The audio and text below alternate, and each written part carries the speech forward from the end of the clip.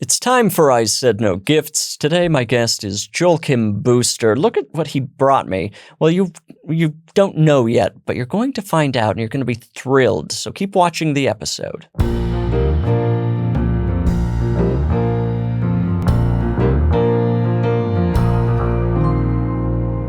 Welcome to I Said No Gifts. I'm Bridger Winegar. We're here. I'm on top of the world. I started the morning by walking through a spider's web and poisoning myself with caffeine. What's going on? Those were the two big events. I went to work. Now I'm here podcasting. And last night I watched Dead Files. We all know what Dead Files is. It's a ghost hunting reality show from the teens, the 2010s. I don't know. What I learned was that the Family Tree in Santa Quin, Utah, unfortunately has closed. The restaurant that everybody hated, haunted by hundreds of ghosts, it's gone. They're no longer serving their disgusting chicken fried steak. R.I.P. So that is essentially my life, my full, vibrant life, kind of reporting back to you as you beg me to do. I think that's about it. Patreon.com/I Said No Gifts. Come on over, support the podcast, enjoy some bonus episodes, all kinds of things. Come on over, but let's get into the podcast. I absolutely love today's guest. It's Joachim Booster. Hello. Welcome back to I Said No Gifts. Thank you so much. I cannot relate to your story more. And by My story, rich I mean, story. having absolutely nothing that anyone would be interested in hearing about happening to you. Because that's been, I don't know, this whole year has felt so strange. Just days will go by and I'll just feel like nothing has really changed in my life. It doesn't feel like there's, there'll be, or especially earlier this year, there'll be weeks where I just feel like, I might as well just have stayed in January 1st. Yeah. Which is totally fine. Might as well just stay in lockdown. Honestly, the way things are going for me right now. The last time you were on the podcast was deep lockdown. Yes, it was. I remember there was like some issue where our former producer had like fallen asleep on the job. Wow. See, I don't remember any issues. I remember it being a lovely time. I don't remember the issues. That's the difference between you and I. I focus on the negative. Right. And I'm, fortunately, Stephen Ray Morris, former producer, is nowhere near the podcast anymore. But there was something where I was like, it was one of those things where we were all learning how to do all of this in a new type of environment. Yeah. And we were talking before we started too about just how it used to be the lowest lift part of your professional life. Yes. Doing a podcast. Could not have been easier, could not have been lower effort. And yet here we are in this designed studio. Like production designers came in and said, this is the vibe we're going for visually on the podcast. And it's awful. Yeah, it's to what end? Yeah. I just wonder what the next step is going to be, because eventually a video won't be enough. No. And then how are we going to dazzle people? Yeah, that's going to be an interesting crossroads for us. But I will say it's like every podcast is its own little TV show now. Yes, which is it's weird because like growing up, it's like the dream. Right. Host a TV talk show. A talk show, yeah. And now here we are. With everyone else. It's such a monkey's paw, sort of like it's M. Night Shyamalan doing that, where it's like this kid grew up wanting to have a talk show and now he's got one. But it's a podcast.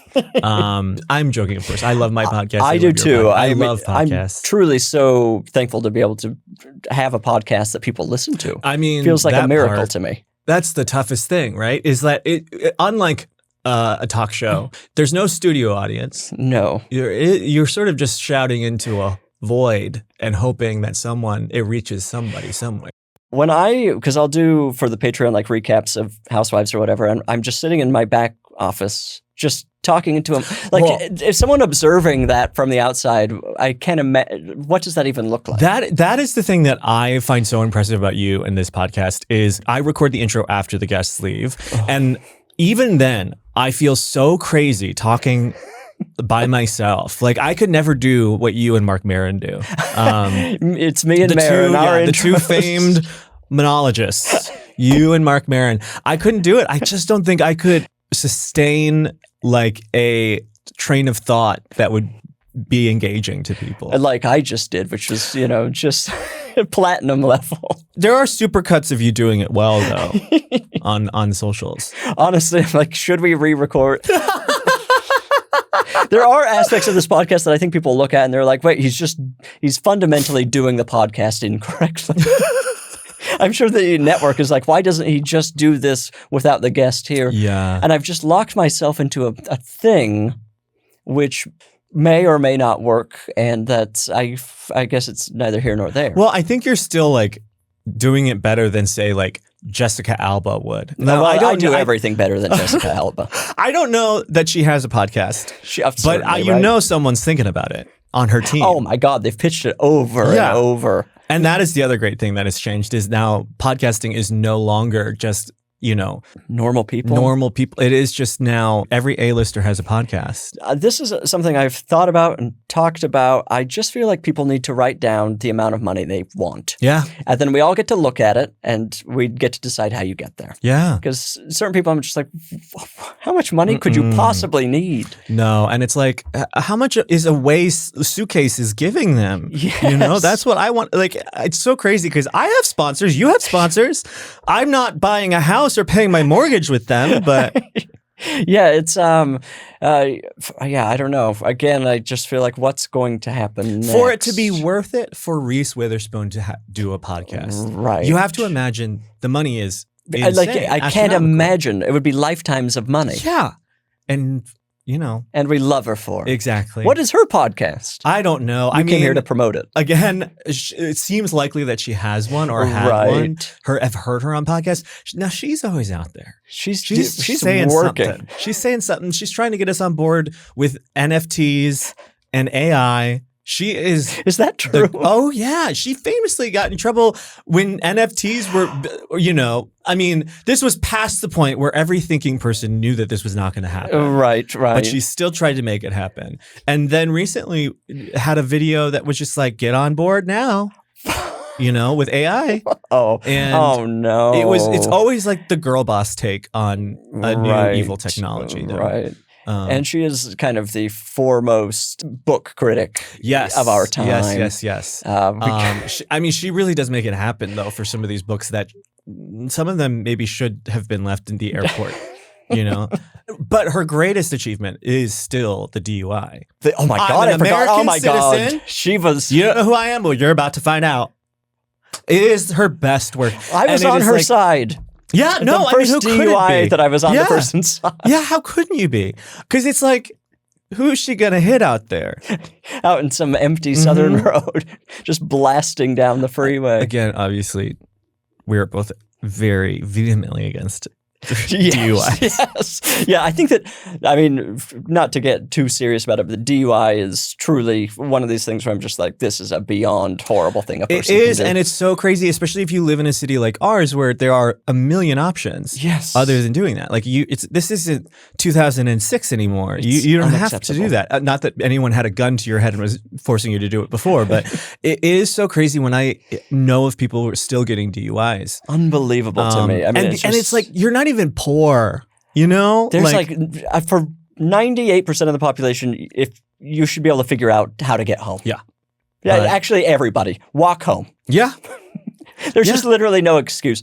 It's just to me, it's one crime where I'm just like, absolutely, I can't imagine any logic that leads to this. I hate it when I'm a friend offers to drive me and doesn't tell me that they are not in a position to be driving because they've put my life at risk. Yeah, of course. This happened recently. I got in a car with somebody, not even really a friend, just an acquaintance, somebody I see out. And we were going from one house party to another house party. He's like, oh, I can drive. And this was at this point like 4 or 5 a.m. Okay.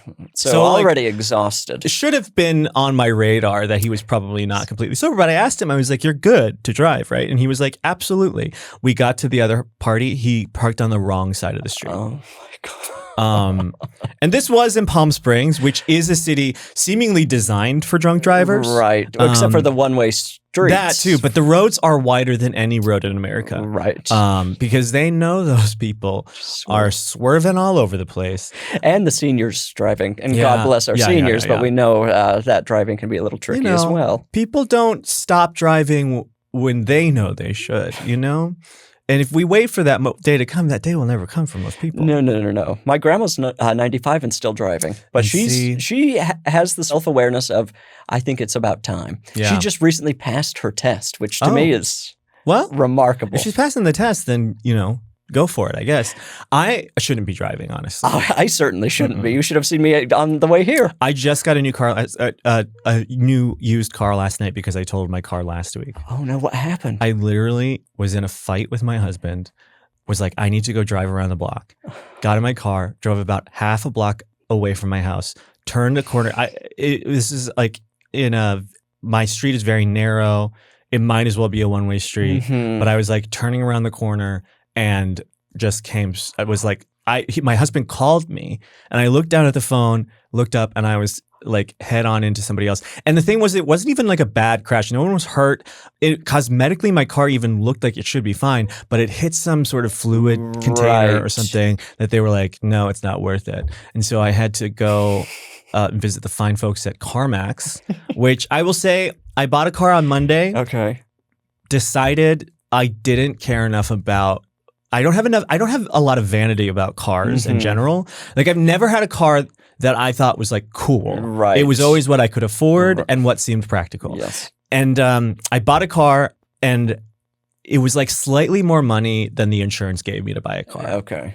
And then I got it home and I was like, I don't love this car enough or care enough about cars to have spent over the amount of money that the insurance gave me. So I took it right back yesterday. You returned There's a it. 10-day return policy at CarMax. That to me feels like magic because it seems is. like a car should not be able to be returned. Well, and then I returned it and exchanged it for a much older car. I have a car now that is 4 years older than my car that I just totaled. Sure. And like twice the mileage. But it was also like $6,000 cheaper than the car I bought on Monday. So I was like, who cares? And you know what? It is actually a cool car.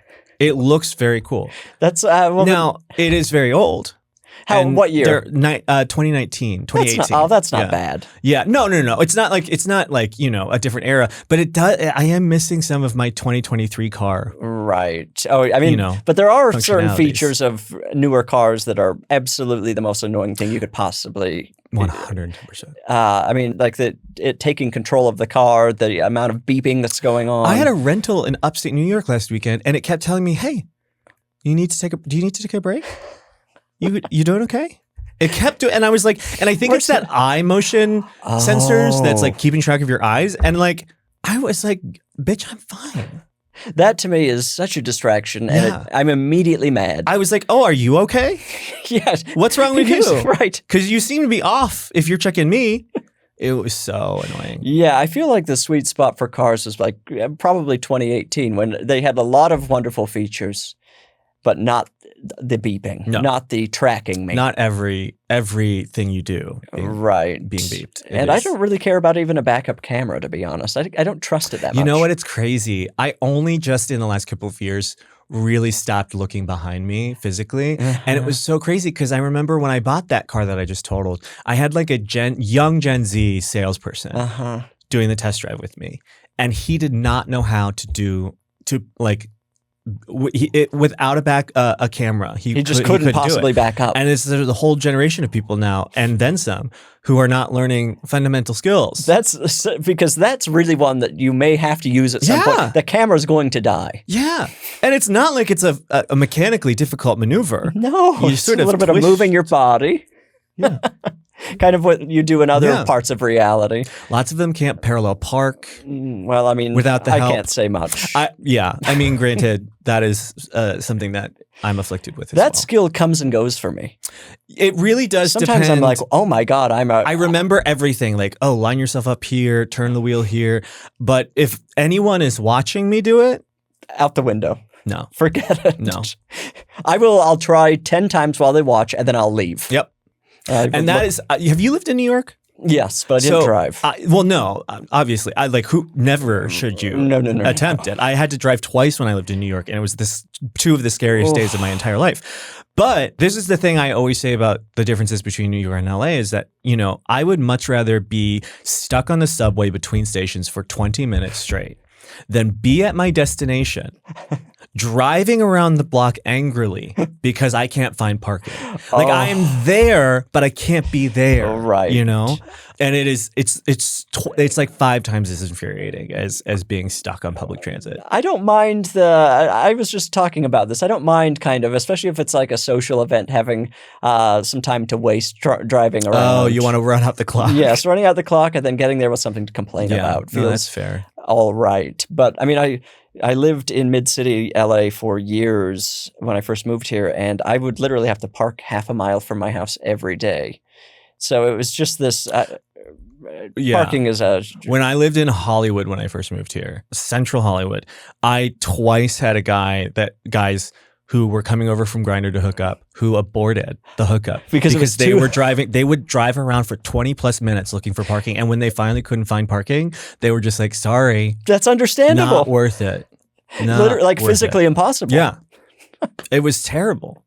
And the worst part is I would do this to people and not really warn them because I didn't want them to not Of course. They simply won't. Yeah, it felt a little bit like entrapment sometimes. Because more often than not, they would come sweaty and angry that they had to drive around so long to find parking. But they did it, And, right, and there's a little spark there. Yeah. They bring a spark that most people don't have because they're mad about parking. Hatred, yeah. Well, I think there is something else we should talk about. Okay. You were on the podcast a few years ago, kind of in the fog of COVID, and the podcast is called I Said No Gifts. You brought a gift then. It became a little bit of an issue, but we moved on. Oh. Show up today with what, from where I'm sitting, appears to be a gift. Well, and you know what? That's sort of in the eye of the beholder because this, you could call it a gift if you wanted to, or you could say I'm presenting you with something that I think you deserve. I'm going to take the second option. Yeah, I'm just simply presenting you with something that I think you deserve. I'm excited to see what I deserve. Oh, this is a dense item. Heavy. It's heavy. It's kind of just a regular gift box in a gorgeous striped paper, and it's heavy, heavier than you would expect. Okay. Oh, I feel like we're not getting enough tissue wrap. Oh yeah, give it to what are those people called who get aroused by the ASMR people? Something like that. That feels good.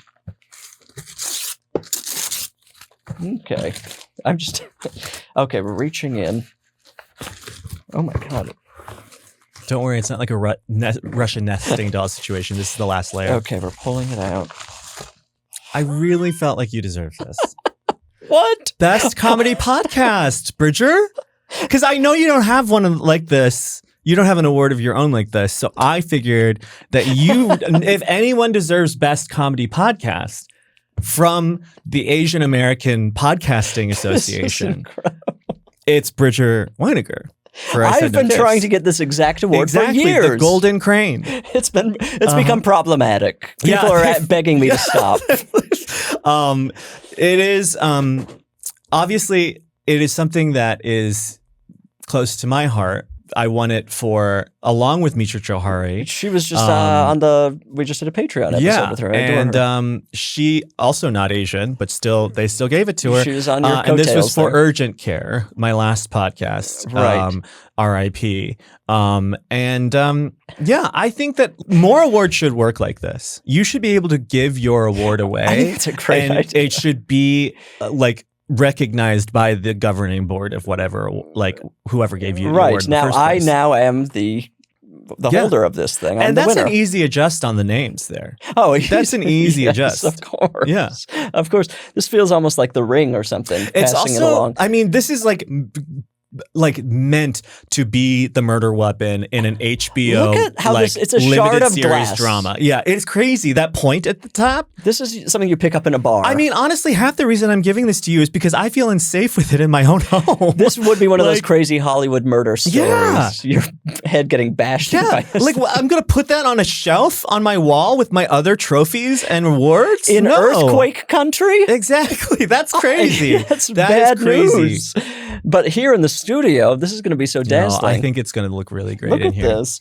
It goes so perfectly. Intimidating because like most guests are not going to realize. They're going to see this and think, wow, this thing he's won an award. This adds some actual legitimacy to the podcast. I feel really good about this. I also know Mitra has hers, so I'm going to try to get there's hers. one. Yeah, oh my God, yes. That is... I'm going to start collecting that's this the plan. exact trophy. Yeah. I don't even know, there was no awards ceremony that I was Right, because this aware was 2020. of. Yeah. And I don't know. was it during lockdown? It must have been. So they must have mailed it to you? I guess. That's an expensive thing to mail. It's as heavy as a bowling ball. Heavy. And again, we cannot stress this enough. Dangerous. Did you have to do a Zoom acceptance speech or anything? Nothing. I think they've Instagram messaged me. And just said you won? And said that. I could be wrong. It was very casual, whatever it was. I kind of like that, a very casual award ceremony. Just take all the pomp and circumstance out of it. Give me the trophy. Don't drag everybody through this whole ceremony. It's boring. No. Just let people get it, and then they can announce to their friends and family, look what I've got. Yeah. I think that's perfectly fine. So you and Mitra probably found out separately. It might have been a group DM on Instagram. It just looks like total spam. Yeah. Spam has gone it's really gone up on Instagram recently. I'm getting a lot of my friend saw you and she would like to meet. Yeah. Which I think eventually I'm going to dive into one of those and it's going to turn me straight. 100%. It is so funny that they don't really account for the context of our desires. There's really no... There's just throwing a bunch at the wall. I will say it is funny because if you're on, I don't know if you've heard gay men on the internet complain about this, but there is a certain kind of gay guy who complains endlessly about the number of trans women on Grindr right now. Oh, God. Okay, I know. It's ridiculous. It's ridiculous because, in part, what they find to be a preponderance is actually statistically quite low. But even still, I found this out from someone, that the majority of those profiles are bots, because what happens is these people who release the bots into Grindr, right, they do probably an equal number of gay guys and these trans girls. Right. But what ends up happening is the AI that's producing them and knowing which ones to replicate, gay guys are smart enough to know when they're talking to a bot and they abort almost immediately. Right. They catch on pretty quickly. Straight men who are looking for trans women to hook up with are not smart enough to know when they're talking to a bot. So what ends up happening is it's this feedback loop where, because the only ones that are successful are the trans profiles, they're creating even more trans profiles. Amazing. Because those are the ones that are hitting. And so and again, I cannot stress this enough, even with the fake ones, the numbers are so low and easy to ignore. Right. But the reality of it is that it's even less than what they're complaining about. I just don't think the complaining makes zero sense to me. It's just what are you... It makes zero sense to me too. And inevitably the number one retort is always well, they should get their own app. And here's the problem, boys, is that, again, statistically so few of them that there is no, what app are we talking about? There's no reason to have an app. It's just so crazy to me. The things that gay men will find to complain about. I feel like we should have kept marriage from us for a little bit longer. I think so, because they got it, and boy, did they had to find get a little uppity. A little uppity now that we got marriage. Now we can find some new stupid shit to complain. Oh my God. Not enough. I mean, and the thing is it could go away at any day now. Yeah. And I'm looking forward to it. Yeah. Take you the see keys. this? It's over. It's over. The thing about bots on Grindr or any kind of dating app is, does it lead to being I need money? Yeah. What is the end game? I think it's money or personal information so that they can go and steal your identity, stuff like that. Right. But again, I'm a gay guy, so I'm smart enough to have never been caught up in one. So yeah, getting that far down the road is just so dark to me. It is so crazy.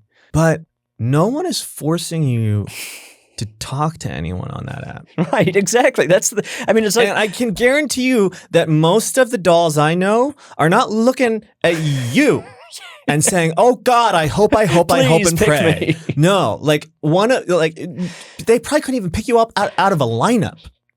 Oh, you're a white guy with a fade and a shoulder tattoo and One in a million. and some 5 o'clock shadow? Couldn't imagine who you could be. It's so... Yeah, that sort of thing just drives me out of my mind. No, and it is that thing of like, as soon as we no longer feel we need to be a part of a big coalition, we feel safe. It's exactly what you're This is saying. human behavior. It's like, oh no, like I don't want to be a part of a coalition that isn't all just made up of people like me. Exactly. Pull the ladder up. Which is like It's so awful. historically like anathema to this entire movement. It's so crazy. There's kind of no fixing it at this point. Well, I could think of a few things, but a lot of them are genocide adjacent. You're keeping those for when you run for office. Okay, so I have this award here. Do you have any interest? Like, is goal-wise, would you be like, I would love to win an Emmy or an Oscar or anything like that? Or is that something where it's like if it comes along? It is one of those things where, like, I think when you're young, you're really like, oh, that would be so cool. And that is a part of the dreamscape of whatever career in the arts you're sort of sketching out for yourself. And then you go through a phase, I think, or at least I did, where once I understood a little bit more about the mechanics and everything of this industry, I set my sights on much more attainable goals. Uh-huh. And I went through a long period where, I had a day job, but was pursuing things in like the best I could have hoped for. The best outcome I could have hoped for myself was getting a staff writing job. On a television show. Right. That was like, if I could make that happen in my lifetime, I will have done it and been fine.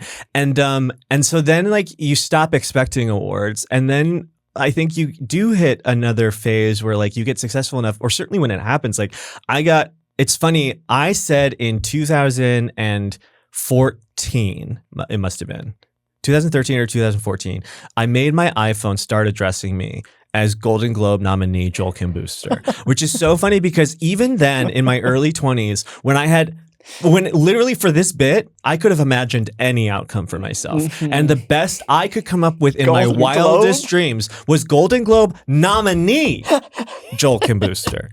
And it was so funny. Whenever someone would find my phone at a party or something and do the thing where they're like, hey, Siri, who are you? Mm-hmm. It would say, like, I belong to Golden Globe nominee Joel Kim Booster. I didn't even know you could do this. Yeah. It could be like, you could just ask Siri, hey, Siri, call me this.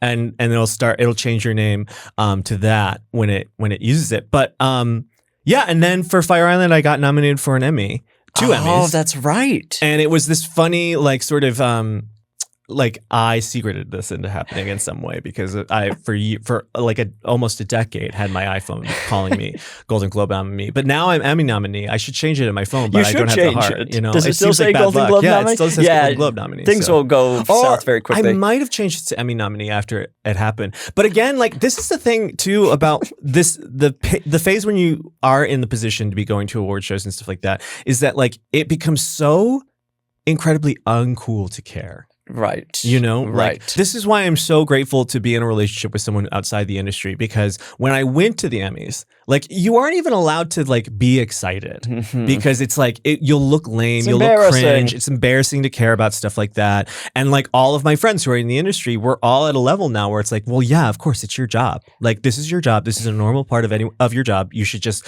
take it in as just another day because it's just your job. And then my husband, to his credit, could sense that energy from me at the Emmys, and at one point was like, hey, you've wanted this your entire life. Stop trying to be Mr. Cool Guy. Like Padma Lakshmi's standing over there. We watch her on TV. Like this is really cool, and allow yourself to feel that. And it was a nice level reset because I did then sort of take in the enormity of like even just being nominated at something like this, because again, it just was so far out of reach for me, or it seemed to be for so long. And now it's like this, I'm in this weird position where it's like, well, if I never produce work that gets, attention from an awards body again, did I peak? Did I, am I a massive failure? You insane. Like, and I don't want that to be the way I frame, everything going forward. But it is this, now I'm in a period of my career where it's all about sort of resetting the goalposts and figuring out where they are, because, I'm very lucky to have achieved as much as I have, in my career, but it is like scary when you're like, well, what now? Totally. No, I feel like I never think past things working out. Yeah. Yeah. No. And then when it does, I'm just like, oh my God, what am I supposed to do now? Yeah. This was never part of the plan. Well, and it's interesting too, because like we also live in a period now where fame has kind of all but been exercised from the equation for at least people like us, because like there is no famous person anymore. No. There is no one who is truly famous to everyone on this planet or in this country even. There's very few people. Like there are no real movie stars being created anymore. Like Timothée Chalamet may be the last one, and that's even arguable to a lot of people. But at least I feel like most of America knows who that is, or Emma Stone or something like that. But yeah, there's just no like it's so funny because I'm like, yeah, I'm probably never gonna be famous in the way that I imagined fame when I was a kid, because that kind of fame doesn't exist anymore. No, you would. I'm trying to think of a way you could even get there at this point. It seems impossible. No, it would have. Talk about a goalpost I would never clear, because it's just like the things you have to do is you have to be kind of big in a way that is so broad that I could never see myself being appealing to that many people. Right. I'm by like sort of virtue of who I am and the boxes that I check and the things that I'm interested in, am a niche property and will remain so. Yeah, it's like I guess shoot somebody. Oh yeah, I think that might be a one. Yeah. Everybody knows Luigi Piccioni. Yes. You know, that's the not to encourage, but we should be careful, because now people have been pulled off the air for saying less. You know, I used to say crazy shit online, and no one said boo. No one, like I got away with murder once upon a time on Twitter. I tweeted verbatim, "I will burn Greg Abbott's house to the ground." This was after he banned abortion in Texas, and literally could not imagine saying that about any Republican today. Oh my God. Without being arrested on the spot. Now, to be fair, 2 LAPD detectives did show up to my house the next day. What was that? They were like, "Sir, do you have any plans of driving to Texas and setting Governor Greg Abbott's house on fire?" And I was like, "No." And they were like, "Okay, then why would you say that?" And I was like, "Because it's funny." I was like, the premise of that statement is hilarious. That I, Joel Kim Booster, like C-list gay comedian, elder millennial, would take the time to drive to Texas to set a man's house on fire. That's funny, you know? And then they both sighed really deeply and were like, "Okay." And then left, like nothing happened. They've got to hire somebody who like filters these sort of things, because there's a lot of wasted time. Yeah. I remember I had a friend who made some sort of thread about killing the president on Twitter, and she was visited by Secret Service. Yeah. Just like, well, you know, Guy Branum once wrote something for his school newspaper about Chelsea Clinton, and the Secret Service showed up. What did he write about Chelsea Clinton? You know what? It's not my tale to tell. You'll have to put him on the podcast. But yeah, I mean, but you can imagine, right? Like, you know Guy Branum. Yes. We all know Guy Branum. We all know he pops the fuck off without fear of the Secret Service showing up at his dorm. Oh, I would have loved to see that conversation. Oh my God. Can you imagine the way he would dog walk those Secret Service leaves agents? Absolutely broken. I feel that way when I just have a nice conversation with Guy. Well, I think we should play a game. Yes. We're going to play a couple games, actually. Let's get into this. I need a number between 1 and 10 from you. 7. Okay, I'm going to do some light calculating. You can promote, recommend, do whatever you want. Okay. I have not won an award for this podcast, my new podcast, Intimacy Coordinator. It's out via the Smartless Media Network. You can listen to it wherever you find podcasts, and it is just simply me sitting down with 2 or 3 guests to talk about relationships and love and sex and dating and everything to do with those worlds, and we're having a lot of fun, and I would appreciate the streams, because God knows I have nothing else going on, as we have previously stated. And really, again, if you told me 10 years ago that I'd be Emmy nominated, but the center of my career would be a podcast, I would have had a lot of feelings about that. Lots of other stuff coming around the pike, though. I know it. I feel it. And you can be found online. I hate Joel Kim. But you know what? I'm barely on socials anymore. I'm on Instagram exclusively to post clips of my podcast. Right. And then I leave. I don't have the icon on my phone. So I can't. Sounds lovely. I don't have the phantom urge to like poke at it. Right. You know, New York Times Games, and specifically Crossplay, is now I spend more, like 3 times the hours on my phone on that app than Instagram now. That sounds and it's delightful. The happiest I've ever been in my entire I haven't heard life. of crossplay though. What's this? Oh my God, it's just Scrabble. It's Scrabble that you play Okay. with other people on your phone. Right. And it is also it's Scrabble, but easier because you don't actually have to know the word exists. You can just sort of place letters and it will tell you if it's actually a word. Like, I did not realize that QIS is a word. What does that mean? Couldn't tell you. QIS. But boy, did I just look at my letters and sort of place the S there, and it lit up like it was a word, and now I play it all the goddamn time. Quiz? Couldn't tell you. Keys? The game, I think there is a function that'll tell you the definition, but I've never looked at it. Okay. I'm going to look this up because I am curious. No, because I play against some friends where I'm like, I know you didn't know that was a word. There was no way this was sitting in the back of your vocab. Mm-hmm. You put the letters together in a combination that seemed to make sense, and it worked out for you. You know, and I've done the same. Obviously. Right. Well, I found one definition from something called, my favorite dictionary, wineverygame.com. It says it's the circulating life energy that in Chinese philosophy is thought to be inherent in all things. In traditional Chinese medicine, the balance of negative and positive forms in the body is believed to be essential for good health. So it's pronounced, is it chi? I guess. And it's the plural. So it's just QI. And yeah, I think chi. Okay. Interesting. Wow. I've been speaking about chi for a long time, and I had no idea it was spelled that way. Maybe I guess you can spell it either way or something. Is that how guess. it works? I don't know. I learned a new word recently that now I'm just going to share it because why not? Have you heard of something called bit flipping? No, but there's I could take a couple stabs at what it means, but I won't.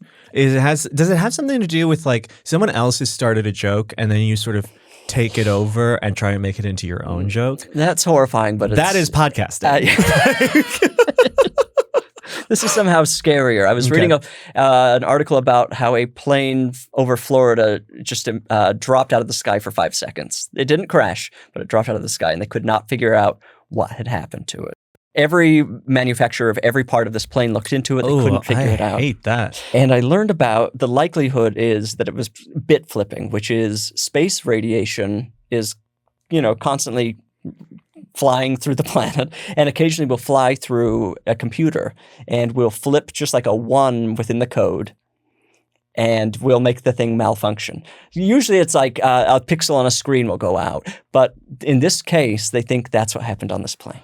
That's fucking crazy. I feel like if I have to live with that information, everyone does. Everyone with that. That is so crazy that, like, I'm sorry, we live in a simulation. Like, I know, that to me is like a real thing. Add it to the pile because that's just crazy and does not feel like it should be a thing. Yeah, that like we should ground all planes. Yeah, we just should not fly anymore. If that's even an option. It's against God. Not do it. Yeah. Yes, we just can't do it anymore. I was already struggling with planes. Whatever. Now that I've just panicked the listener, they were probably just about to doze off. They're probably on a plane right now listening to that. Oh my God. Let's play a game. First, we're going to play a game called Invite List. I love this game. Oh, good. You know how it works. Okay. For the listener who hasn't, I'm going to start naming a list of celebrities. You get to pick 10. You say invited or not invited, and you can tell me why if you want. Cool. Once we get to 10, that's the party. Okay, Judi Dench. Invited. John Cho. Invited. Trent Reznor. Not invited. Kevin Hart. Not invited. Adele. Invited. Lori Greiner.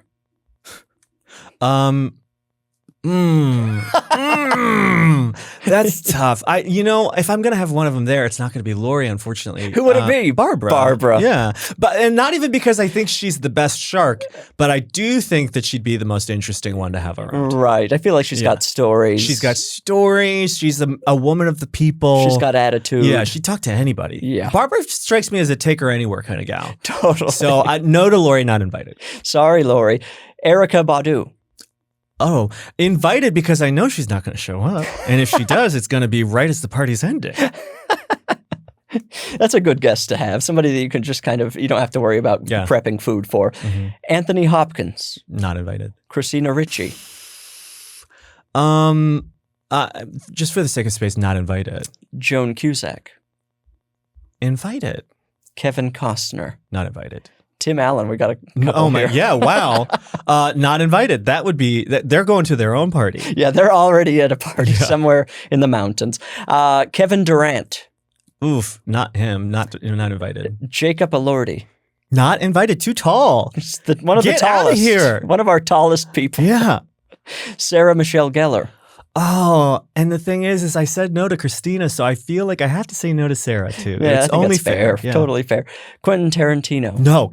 You don't want him at your party? No, because I'm a shoes off household and I don't need that energy in my house. Wow. Yeah. That's something I don't think anybody's thought about. I mean, well, they should be. Everybody that's having him over. Oof. Yeah. Lawrence Fishburne. Not invited. Pete Davidson. Not invited. Hilary Swank. Not invited. Cheech Marin.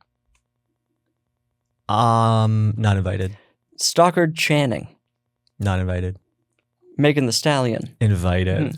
Bobby Flay. Oh, invited. You have no idea my relationship with Bobby. What is it?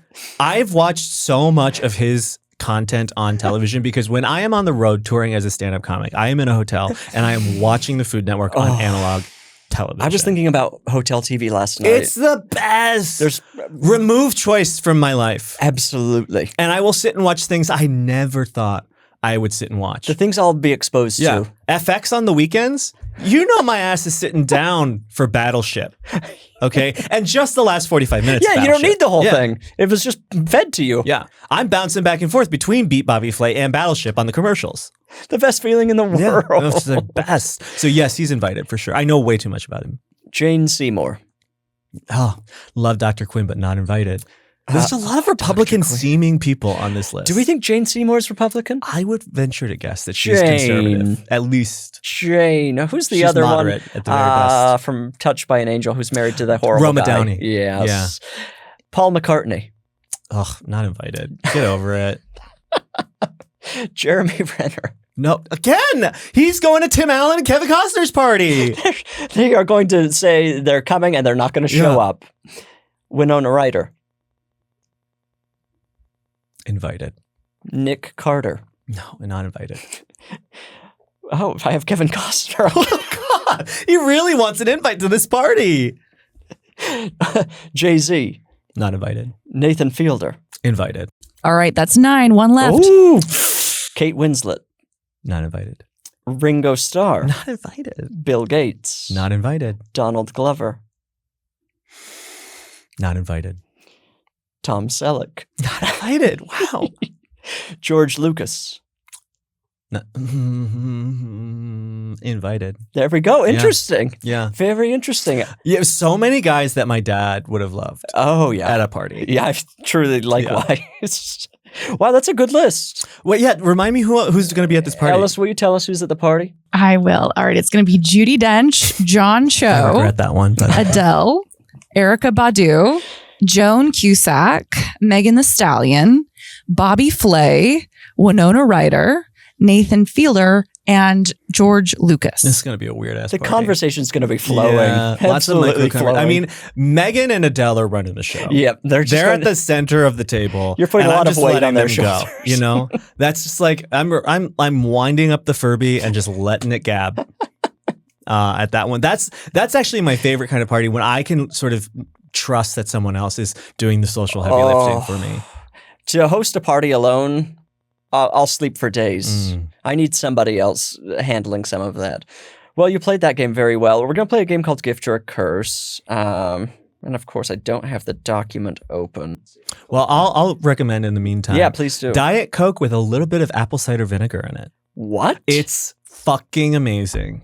It's the best thing I've ever drank. Does it have kind of like a lime effect? A little bit. Like a little bit. Tart? It is a little bit of a tartness, but it is like for something about it. Because, you know, a lot of things are alternative, like sweetener is a lot of it is apple cider vinegar based, depending on the drink, because it's very low and it's like good for you, right? But it tastes great. I think you can do it with regular Coke too. You can't do it with Coke Zero. Oh, interesting. Yeah, wouldn't recommend. How much are you putting in? Just a splash? I would say like maybe like a 2 centimeters worth of I'm so that. excited to My try husband this. puts in a lot more than I do, and Okay. I don't recommend that, at least to start. Right. But I like apple cider vinegar. And in a Diet Coke, it is so good. Wow. It's not unlike what they do in Spain with like Coke and red wine. Oh, interesting. Right. Yeah. That makes sense. Coke is just a better base flavor than you'd expect. Fascinating. Oh, I've learned something today. Thank God.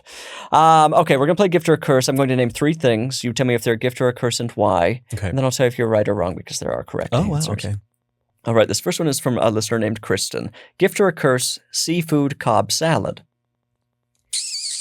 This is so important to know the context of where we're getting this seafood Cobb salad. But I'm going to say as a general rule, curse.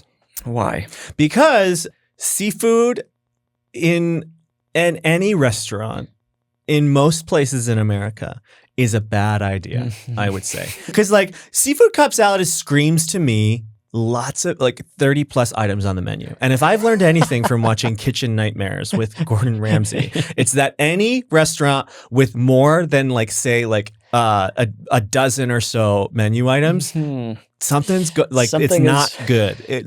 Most restaurants should not be able to sustain the number of menu items that say the average diner has, because it's like, how often do you think the seafood Cobb salad is getting ordered at a diner? Right. How old do you think that seafood is?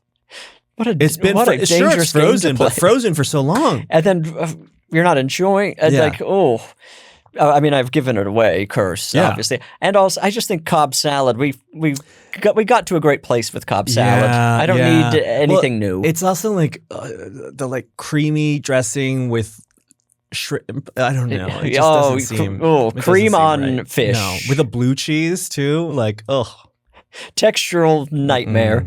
Okay, this next one is from a listener named Andrea. Gift or curse, being welcomed to a restaurant by your server, then overhearing your server give the same welcome speech verbatim to nearby diners who were seated after you. I'm going to say gift because I think it releases you from trying to form a connection with your server. Because that's the pressure that I feel when I go out to restaurants and I have a moment that I think is a genuine individual moment between me and the server. And then I go, oh God, now I have to maintain this connection through the entire meal. And to hear that, I would go, oh, he's just doing his job. He's not interested in a friendship with me. Thank God. Because the position has been filled. I have too many already. Adult friendship. Yeah. Correct. Okay. Yes, I absolutely think this is a gift. I need a barrier. I need to know that you're coming, you're doing your job professionally. I'll be getting my food on time. And I'm glad that they're not being treated any better than me. Yeah. Yeah. It's the same with the guys on Rent Men. You know, you're coming, you're doing your job. That's all we need. Yeah. Okay. Finally, this is from a listener named Douglas. Gift or a curse when you are the planner of your friend group. Okay. Wow. I'm going to ultimately say this is a gift that it often is mistaken for a curse. You know if the person sees it as a gift or a curse, depending on how they came to that position. Because this is a position that is often thrust on people by less organized, more loosey-goosey flakes onto the just sort of grading on that curve, the most responsible of the bunch, not taking into account their desire for the role. This is also often taken on by someone who does not want to leave it up to those yahoos and crazy people to plan the vacation, because you know what kind of vacation you're going to get if you allow, Matt to do all the planning. And so I am oftentimes the planner of my group and the organizer of my group, and I think I do a really good job. And I as stressful as it can be, I would rather have it done by me Correctly. Yeah. And it just kind of comes naturally, or do you? Yeah, and I volunteered as tribute. It was not thrust upon me. Right. So like I knew what I was getting into. I knew the downsides that would come along with the role, but I still weighing that against the idea of ending up at a drag brunch in New Orleans. I would much rather have control. Wrong curse. Oh, okay. Oh, this is the last thing in the world I want. Yeah. I mean, I did give the reasons for both. You're making yourself the target. Everything that goes wrong. How could I possibly enjoy anything that's planned? I'll just feel the responsibility. If I look at my phone and it has more than 6 texts, I shut down. Yeah, we're very different people. Because for me, if something goes wrong, then even better, I get to be a martyr. I get to be a victim. And that, I think, that's a very good defense. The greatest feeling. That is a very, I'm not giving you the point, but that's an excellent defense. I'm always looking for reasons to be the martyr. We got 2 out of 3, not too bad. I feel good about it. Ellis, do you have a gift or a curse today? I can have one moment. Ellis is going to now do one for both of us, and we'll both answer, then they have the correct answer. Okay. Who decides, the listener or you? Kind of the universe. Got it. It's kind of just true. Yeah. If you know what I mean. Yep. Objective. There's kind of just no arguing whether whether what I say is correct or not. Yeah. It's just, I'm a conduit, essentially. All right. Gift or a curse? A grown man playing air guitar. That's a curse. Why? Because I don't need to know about everything that didn't happen in that man's life to bring him to this place. And that, it just is like, it is like that sentence, a grown man playing air guitar is for sale, baby shoes never worn to me. Because it tells a full story without, but economically, you just like, it depresses you, it makes you sad, and you don't need to know further details about it for that to be true.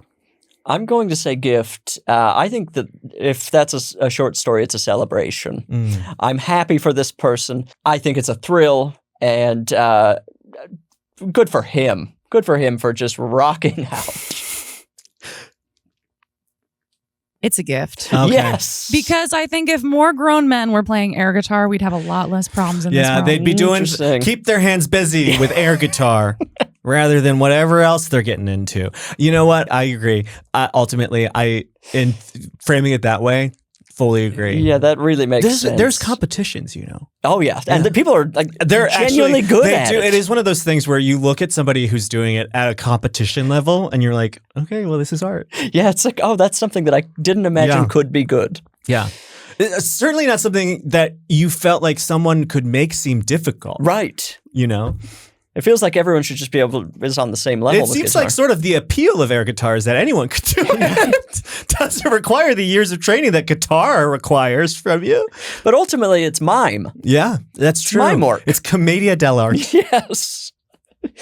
Okay, let's answer a listener question really quickly. People are writing into isaidnogifts@gmail.com, and then I end up kind of responsible for their lives. This says, what would you get as a gift for a man who is turning 45, does not want additional clothing, and is specific about what he wears, watches his caloric intake, and has enough disposable income to get anything he fancies? That's from Rita. I'm an excellent gift giver. Are you really? I really am. I've yeah, bodied my husband every single year that we have been together. What are you getting him? With gifts? I commissioned a piece of art in the style of his favorite comic book artist of him as a superhero. Oh my God. I flew in when he first moved to LA from San Francisco. I surprised him by flying in his 2 best friends from San Francisco, taking them out and surprising him with that. Our first date was at a piano bar in San Francisco called Martuni's, where it's very simple. You just go up, you tell the piano player what you want to sing, and you sing it. And we both sang songs to each other that night. Oh. And he's always lamented the fact that LA doesn't really have a bar like this. Right. And it's always, and even the idea of it's kind of a nightmare in LA because it's like the kind of I don't want to be at that bar. Yeah, exactly. Because the charm of it in San Francisco is this girl who is getting her life singing Defying Gravity is a project manager at Google. Yes, exactly. Like that. She's not trying to make it. No, she's not trying to impress anybody. So I rented out a bar, the Dresden in of course. In Los Feliz, and I hired a piano player and surprised him with all of his friends from San Francisco and like across the country and our friends here in LA. And we had a full night of where we got to have our piano bar. This is unbelievable. And meanwhile, he's making you crash your car. I got him voice lessons with a Broadway vocal coach because he's not, he used to sing a lot, but then he had node surgery. Oh. And he's the same thing that happened to Julie Andrews happened to him. Oh. And so he has to relearn how to use his voice, and he's always singing. And so I got him that. And it almost feels like you're playing a mental game with him. I want to destroy him. Yeah, exactly. Yeah. So you're very good at giving gifts. This guy's turning 45. I think you do experiential. That's what I think. I think you go experiential. Right. Like after 30, I think you hit a object. Yeah. It gets really difficult. No, yeah. I can't think of many like things that I've given. Like my nieces and nephews, I pay for their karate classes for the last couple of years. That's so and stuff sweet. like that. Like obviously, like he probably is not interested in karate classes, but like if you can think of something, he's an interest of his or even something that he already does and think of a fun way to present it to him. Yes, it's ephemeral. Yes, it may not have the lasting value as a sweater, but I think a lot of people, like when they know that you put more thought into it than a simple, like, he likes this, I'll buy him this. Right. And it requires a little bit more second, third thought thinking. I think they appreciate it. Kayaking trip, lessons in something that he's interested in learning. I mean, it requires, the thing about those gifts too is that it requires a knowledge of what the person likes and is interested in. That's not always apparent in a superficial relationship. Right. And I think that you can really surprise somebody by giving them something that seems like something they almost wouldn't even think of wanting to do. Yeah. Well, and I will say this. So my husband, for my first birthday when we were together, he sort of as a joke, sort of legitimately, my favorite song of all time is the Never Enough circuit remix from Greatest Showman. A song that was the backing track famously to that fist fight that happened in Mykonos between those two gay men. But I always go on about how I love this song and how silly it is. And he, for my birthday, our first year together, he contacted people that I did not even know he knew about. Friends from all across my life and all across the world from different periods of my life. They all dressed like me and danced like me while lip syncing that song. And he cut it together. And like, it was at once like the most amazing thing, but also just to see how different friends approached the assignment. Course. So was thoughtful. Like such a funny window into their psyche too. Right. And like who they are as people. And I fell to my knees and cried because I was like, no one has ever thought about me. So overwhelming. To this degree. Yeah. So she gets him the official soundtrack, Greatest Showman soundtrack on CD. I think that's the perfect gift. Burn it. Don't even give them the original. Because then it seems more personal. All right. You can write on it. Wow, to have a CD burner in 2026. My God. That was the culture for so long. Oh, I think that was so kind of many just things lovely. that Death Cab for Cutie, Transatlanticism, Burned for Me by Blake Miller in the 7th period. And that changed the course of what music I like. Yeah, of course. Yeah. We need to get back to burning CDs. I bet we'll circle back to that. There's something less meaningful about a playlist on Spotify. It's a very low lift. Yeah. I like putting together a playlist, but it requires almost nothing of you. Well, we answered Rita's question more than perfectly. I've won an award. The podcast is kind of leveled up. Yeah. Just within the. I think you could probably get like a queer tea or a Glad. How do you do that? You like send a coupon in the mail? I don't. I think it's just sort of sorry to these organizations. I am appreciative of every piece of attention and press I've gotten because of those awards. But it is sort of like. You just have to be around long enough as a gay person. You've just got to... And not fuck it up. Yeah, just campaign by being a gay person in the city. Because, I mean, honestly, sometimes that feels like enough to persevere and simply exist in this industry. Oh, my God. Whilst Don't get me being gay. Started on my life. My life is harder than everyone else's. So I deserve a Queerty Award. Exactly. Queerty Committee, reach out. Yeah. I'm so glad you could come today. I'm so glad too. I've been wanting to come back on this since I did it on Zoom, as I want to redo everything that I did on Zoom. Oh, me likewise. Yeah. Those were some bad days for just being a person. I came out of the pandemic and with the most severe writer's block that I then blamed on my medication. And I was like, I can't write anything. No new ideas. It must be the medication. Not even thinking that, oh, you were just inside for a year and a half with not really living a life. Like, of course you had writer's block. And like, why? It's one of the many dumb decisions I've made in my life was blaming it on the medication. Stay off Reddit when you have questions about what may or may not be affecting you. Yeah. Well, you're welcome back anytime, and it is an award-winning show, so it's worth coming around. Thank you for being here. Thank you for having me. Listener, I'm done talking to you. I feel like you've got to figure something out as usual, and I believe you'll be able to. Can you feel the blood sugar just dropping in my body? Get going. I love you. Goodbye.